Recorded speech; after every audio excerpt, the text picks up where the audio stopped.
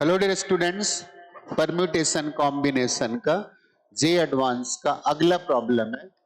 Consider 4 boxes where each box contain 3 red and 2 blue balls.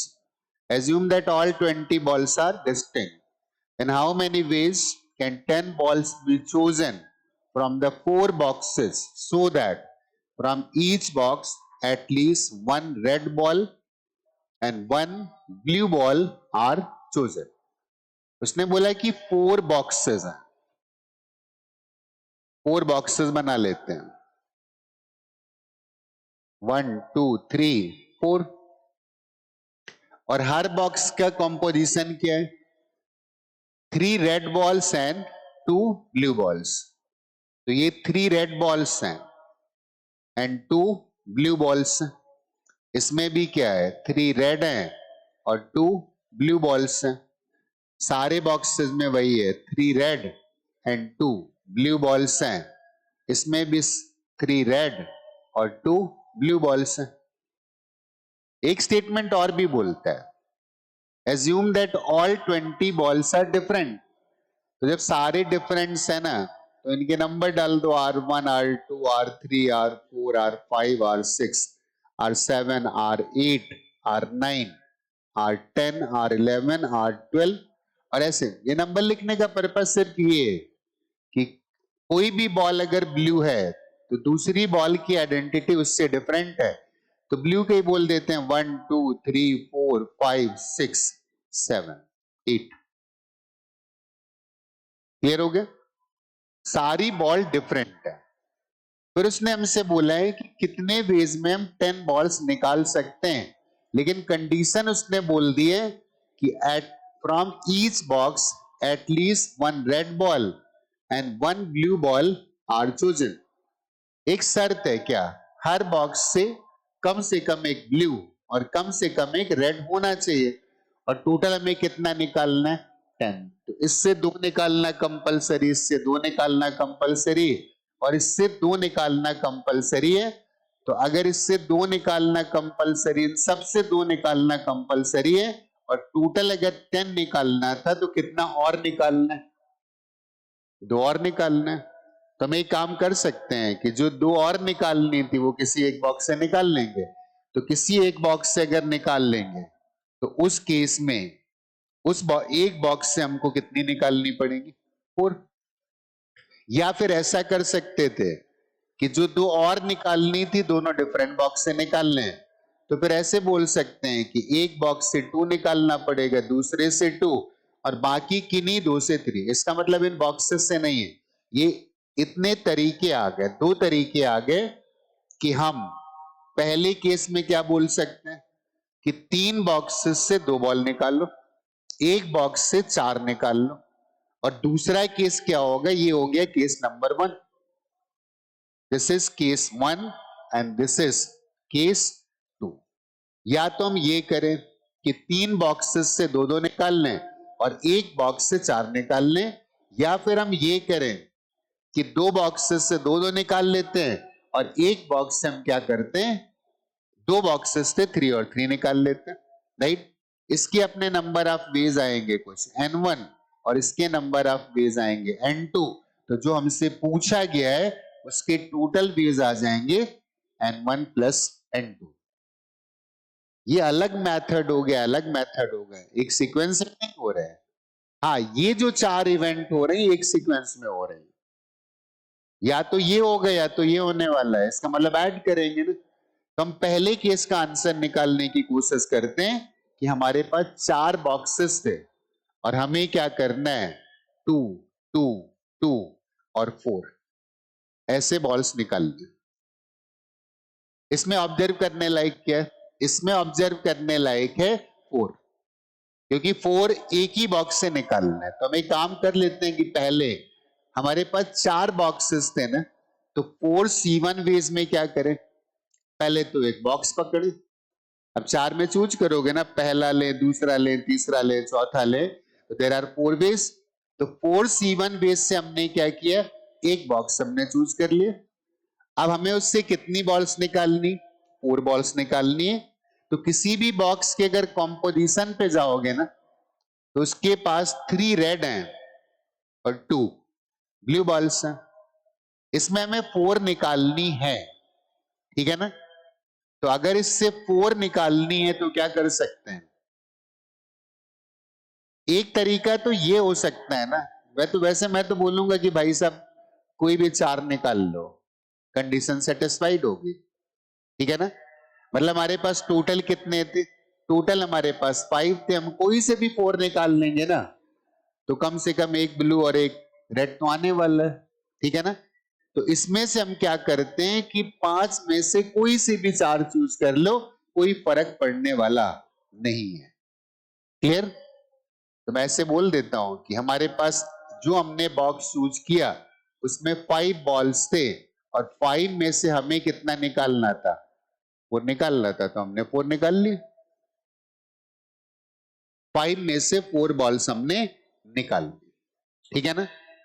Okay, कोई other meaning तो बचा नहीं आकर के, ठीक है ना। अगर हम ऐसे सोचते ना, कितने वेज आएंगे? तो 5 में से 4 निकालना है, देयर आर 5 वेज। और 5 वेज कौन से हो सकते हैं? हम 2 ब्लू निकाल लें, 2 रेड निकाल लें, राइट। हम 1 ब्लू निकाल लें, 3 रेड निकाल लें, इसमें से एक ब्लू बॉल चूज कर लेते हैं, राइट।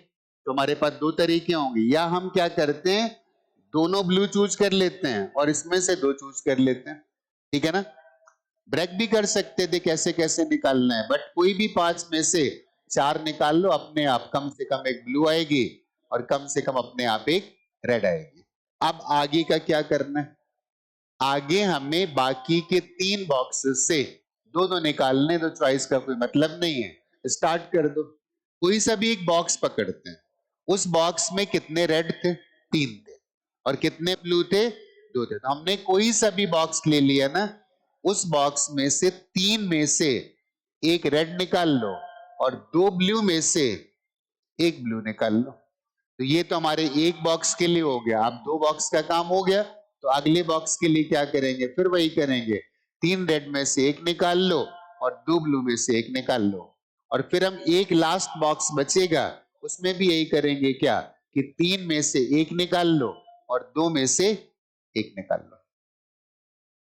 ये क्या आ गया?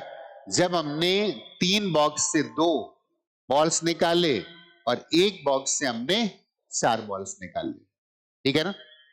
चाहो तो पहले इसको सॉल्व कर लेते हैं। तो इसको अगर सॉल्व करेंगे तो 4c1 is 4 and 5c4 is 5c1, that is 5।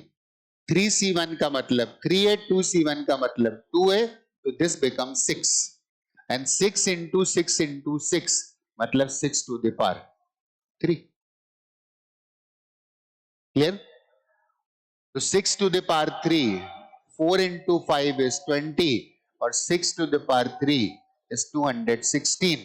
इसका डबल करेंगे तो आएगा 432 और मल्टीप्लाइड बाई 10। इसका मतलब इतने वेज आ गए। कौन से? कि हम 3 बॉक्स से 2 बॉल्स निकाल लें और एक बॉक्स से हमने 4 निकाल लिए। अब अगला केस कौन सा आ गया? अगला केस ये आ गया कि हम 2 बॉक्स से 2 बॉल्स निकाल लें और रिमेनिंग 2 बॉक्स से क्या करें? 3 बॉल्स निकाल लें, ठीक है ना। इसके वेज को हमने बोला था क्या? N2 बोला था। तो इसके वेज को अगर N2 बोला था तो N2 कैसे लिखना है चेक करते हैं। हमें पहले कोई 2 बॉक्स चूज करने हैं, ठीक है ना। तो हमारे पास बॉक्स कितने थे? 4 थे। हमने 4 में से कोई 2 बॉक्स चूज कर लिए, ठीक है ना। हमने 4 बॉक्सेस थे ना, कोई भी 2 चूज कर लिए, ये वाला, सारी बॉल्स तो अलग अलग ही है ना। अब 2 बॉक्स का सिलेक्शन हो चुका है, अब 2 बॉक्स का सिलेक्शन हो चुका है। अब क्या करें? वो बॉक्स सपोज हमारे सामने यहाँ पे रखे हैं, जो हमने 2 बॉक्स चूज करे, पहला दूसरा चूज कर सकते थे, पहला तीसरा, पहला चौथा। तो पहले में चूज करना पड़ेगा ना कि कौन से 2 बॉक्स से में 2 निकालने हैं। तो 4c2 वेज में हमने क्या किया? 2 बॉक्स हमने चूज कर लिया। अब क्या करते हैं? इसके पास कितने रेड थे? इसके पास 3 डिफरेंट रेड थे और इसके पास 2 डिफरेंट ब्लू हैं। इसके पास भी 3 डिफरेंट रेड हैं और 2 डिफरेंट ब्लू है। अब क्या कर सकते हैं, हमें 2-2 बॉल निकालने थे, तो हमने पहले बॉक्स से क्या किया, और ये कंपल्सन है कि एक रेड कम से कम और एक ब्लू कम से कम आना चाहिए।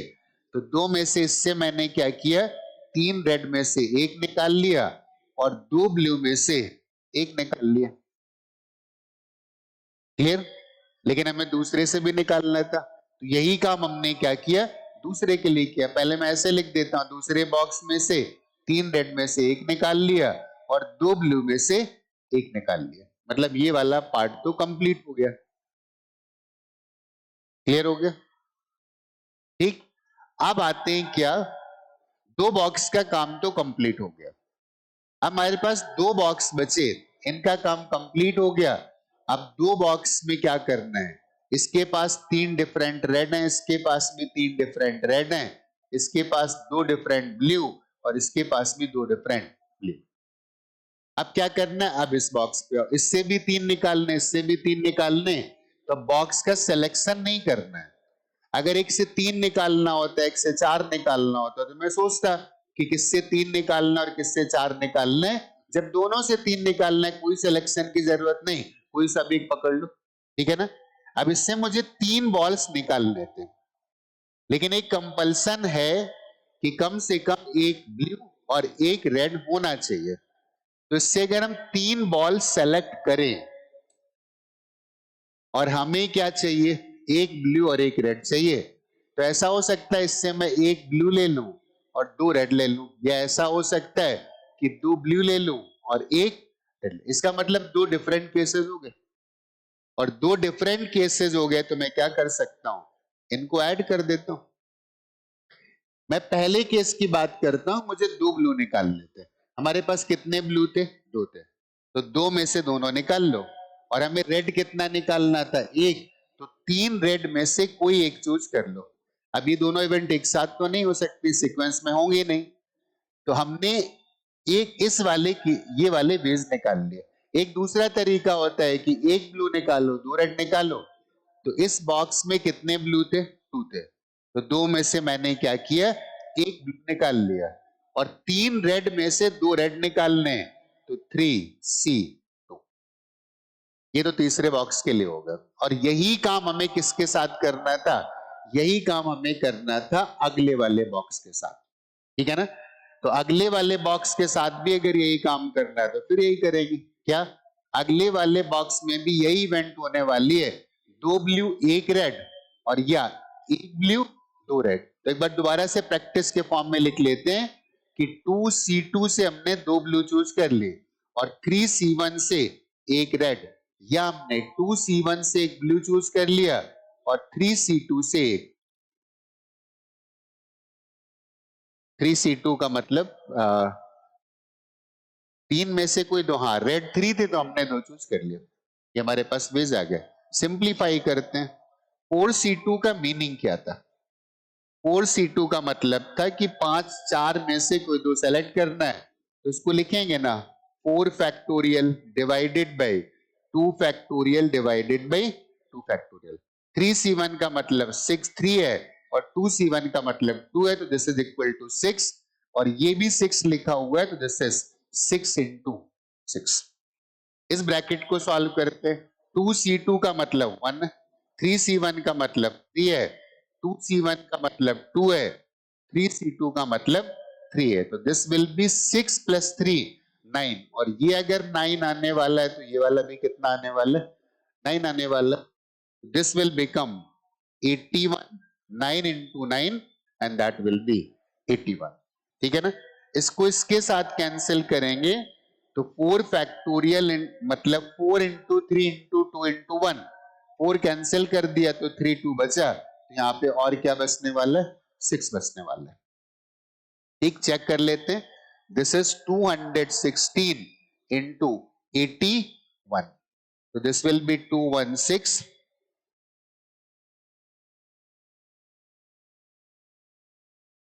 दिस मच, अगर गलत नहीं लिखा हुआ है 216, and this will be 6947 17496। तो ये वैल्यू किसकी आ गई? N2 की। N1 की वैल्यू हम पहले निकाल चुके थे, हमें टोटल वेज निकालने, दोनों को ऐड कर दो। तो N2 प्लस N1 लिखेंगे, यहां पे लिख देता हूं 174 और 96 एंड प्लस 4320। इनका अगर सम करेंगे तो यहाँ पे 6 आएगा, यहाँ पे 1 आएगा, यहाँ पे 8 आएगा, यहाँ पे 1 आएगा और यहाँ पे आएगा 21816। 21816 आर द टोटल वेज। तो देख लेते हैं 21816 and these are the total ways of selecting this way. Hope बात समझ में आ गई हो।